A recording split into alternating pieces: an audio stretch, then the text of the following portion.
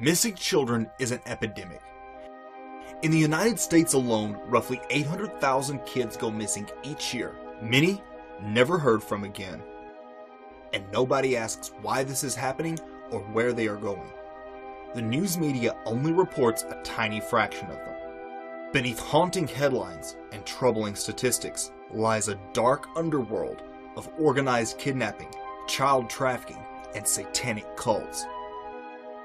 People think or relate the number of children that go missing every year to the number of times we see a story on the news that a child is missing and everyone's trying to find them. That is the tiniest tip of the iceberg. What is happening to these children? Join me as we search for the truth behind the disturbing numbers of missing children.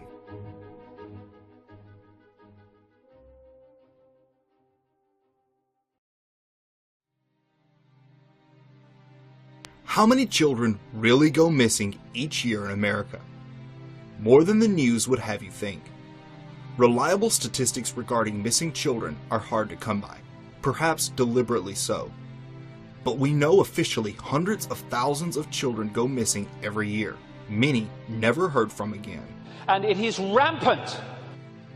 I keep using that word, but it is. People don't realize. What happens is, people think or relate the number of children that go missing every year to the number of times we see a story on the news that a child is missing and everyone's trying to find them. That is the tiniest tip of the iceberg. Hundreds of thousands of children go missing in America every year. I've rung the states, because they don't have federal figures, tell you how many cars went missing federally, but not children. They said, you've got to ring the states. I rung a load of states years ago now. I said, how many children go missing every year? How many children went missing last year? And I added the figures up. What? Never seen this on the news, hundreds of thousands. Some of them are found, some of them have explanations. Not all, nothing like. And you know, there's 100,000 children go missing a year under 16. 100,000. 100,000 you would think would make the news all the time. You would think so, and I guess that's the problem. Just too many. Police often write off missing children as runaways, when the exact nature of their disappearance is unclear. Even if the parents suspect otherwise, many do not have the resources to hire private investigators to locate their children. Take, for example, the case of insane clown killer John Wayne Gacy, who entertained at hospitals, orphanages, and private birthday parties. He sexually assaulted, tortured, and murdered at least 33 teenage boys and young men between 1972 and 1978, while police classified the growing numbers of missing boys as runaways. Police were assigned to keep Gacy under 24-hour surveillance. Investigators were stunned to discover that many of the recovered items belonged to Gacy's former employees who were missing, and other young men thought to be runaways. When most people think of kidnapping, they assume it's just some lone pervert. However, there are well-organized kidnapping rings across the country, supplying children into the underworld. They stake out locations, and sometimes even specific children in advance. So when you see missing children on milk cartons, and you see that you go in Walmart and see that wall missing since such and such, they're not missing, they've been kidnapped. They have a crew that goes in certain parts of town, and they ask for the ages. We want them between 6 and 10. And they'll say we want them all white. And that's what they'll get. We want 3. And we want them in those age brackets. Chauncey Glover, who just spoke with that young victim. Chauncey? The incident happened right here along Star Peak Drive. The little boy lives right down the road. He's 11 years old and is a 6th grader here at Hill Intermediate School. He was walking here to this school Friday morning around 8 o'clock when that white work van pulled up next to him. Now, I want to show you these pictures of the van. This is the van police are searching for right now. Now, the boy says 3 Hispanic men were inside of the van and tried to lure him in. He says they had some type of dog catching net, that they were trying to put over him. How do they find the girls that they think they want? Now, back in the day, it was hard. They had to go to the school grounds and go to these gymnasium of baseball and football games and watch the cheerleaders. That's how they did it back in the day. They sent out scouts. It's like a scout, but the guy was a perv to decide who he was going to kidnap. And they would take pictures and without their knowledge. Well, they don't have to do that no more. That was the 70s and 80s. They just go on the internet. They go through Instagram. They go, well, the best one is thus far is Instagram and Facebook. They locate her IP address, Google map it, they know where she's at. And what they'll do is send someone out there, her location, and just watch to see when she come out, and they'll get her routine down packed. They'll see she goes here, she goes there. We'll get her getting off the bus. Or do it Friday. Or they'll just pick a day. But they do their scouting on the internet. But our private detective has been digging up a lot of information showing an overall network in the country, and that Johnny was a possible victim of that network as opposed to just a random pedophile running around Des Moines. So when I presented what we had in our case, the person that followed me in presenting was a member of the FBI, and what they had laid on the table about this size was nothing but one publication after another that had all been taken from a pedophile in a raid that the FBI conducted. And then the other interesting thing that was there on the table was a book of pictures of kids who had not yet been kidnapped. The statement was that you could order a kid out of that book. And the interesting thing is that from time to time when we do hear of reports of children being photographed either on a playground and or walking to and from school or just whatever, in many cases there is an abduction attempt on the same child up to 3 weeks, a month, or 2 months later. One of the most famous kidnapping cases in America is that of Iowa paperboy Johnny Gosch, the first missing child to appear on a milk carton. At 12 years old, he was the victim of what they would later realize to be a professional kidnapping ring. He was also involved in kidnapping. Oh, yeah. What knowledge do you have of that? They'd have what they call catalog kids. Mm-hmm. They would basically just go out driving around looking for kids. Uh-huh. And they would take pictures of them and go to these wealthy, influential people and say, would you be interested in this one or that one or the next one? Mm-hmm. And they would basically go snatch them. Yeah. And that's pretty much what happened to Johnny Gosch. Despite obvious evidence to the contrary, police insisted on listing Johnny as another runaway. The cop looked at me. He said, well, has your son ever run away before? And I said, didn't you just hear me? I said, my son did not run away. Someone has taken him. I just gave you the information from all of the witnesses. The cop said, well, I'll check on this. Even after all the witnesses, after all of this information that had been given, the police chief put Johnny into the NCIC computer as a runaway. My gosh. It took me 4 solid months to get his classification changed in the computer. Some of these missing children are sold into the international slave trade. For centuries, the so-called elite and ultra-powerful have preyed on the most vulnerable and precious of society. Now, more than ever, there is a global demand for children. There are auctions where such victims are sold as sex slaves to international bankers, politicians, and the very wealthy. Give any indication of how much it costs to buy one?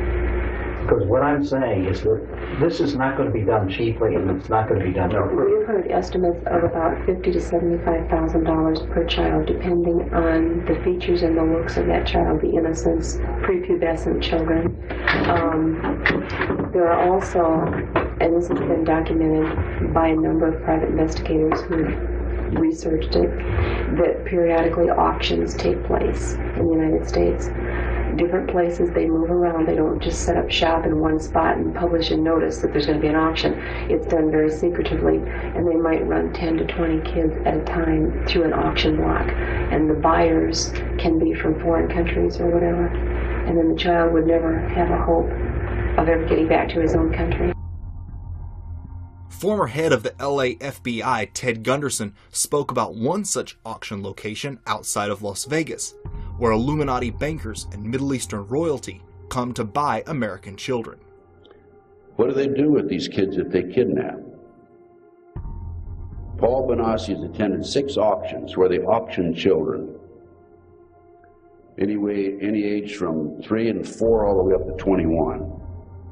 They put a tag around their neck. They're in their underwear. They have a number on the tag. And people down below bid on them. The kids sell for between $15,000 to $50,000. I've even heard of one kid going for $100,000. One of the locations outside of Las Vegas, about 50 miles outside of Las Vegas, and I located it. It's an airstrip. I went up with a friend of mine and we found it. And there were airplanes there. There were campers there. And there were men who, with foreign accents. There was a police officer there, at least somebody in a uniform. Kids are auctioned off and put on the airplane, and nobody knows what's happened to them. These trafficking rings use various control methods to keep victims enslaved. Johnny Gosch's mother, Noreen Gosch, claims the group that kidnapped her son actually branded their victims.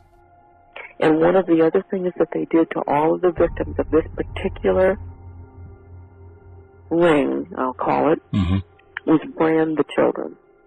That's right, yeah. They used a branding iron, and they would heat it up, and the kids were branded. Someplace on their body. Yeah. A leg, a shoulder, a hip, it didn't matter. It would just be someplace on all of them. And the kids were told that because of that brand, no matter if they tried to change their other physical features or appearance, these people would always be able to find them.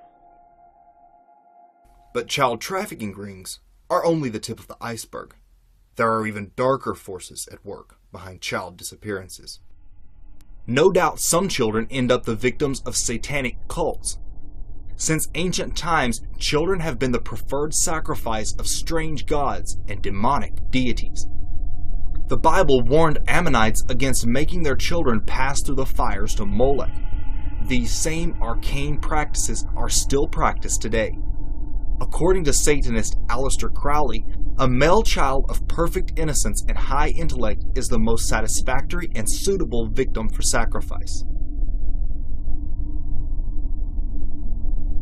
12-year-old girls are faithless, more or less.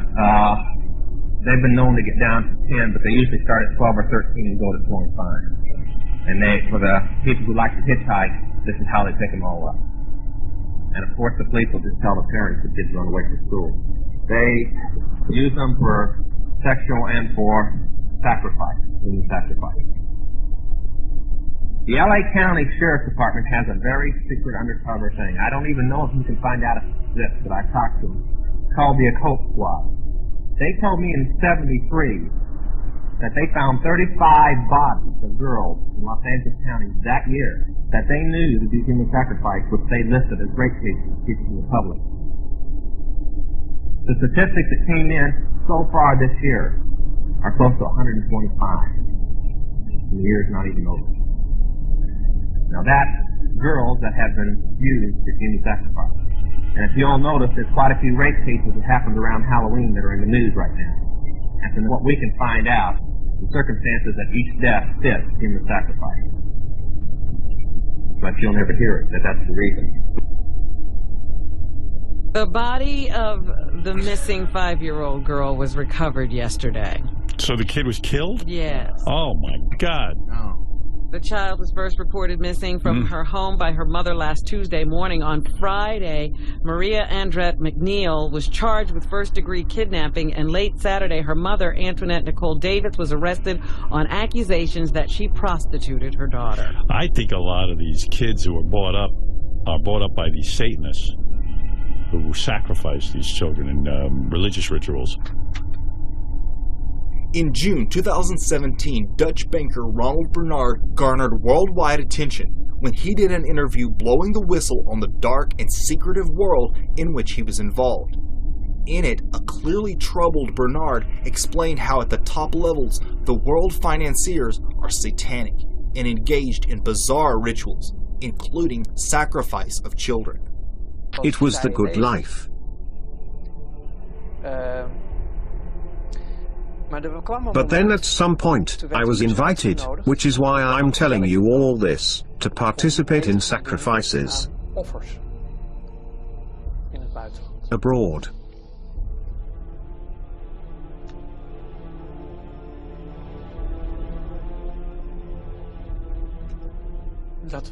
That was the breaking point. Children. If you know someone who is missing, report it immediately. You don't have to wait 24 hours. This is the type of important information that is under attack right now, so please do your part by sharing this video before it's too late.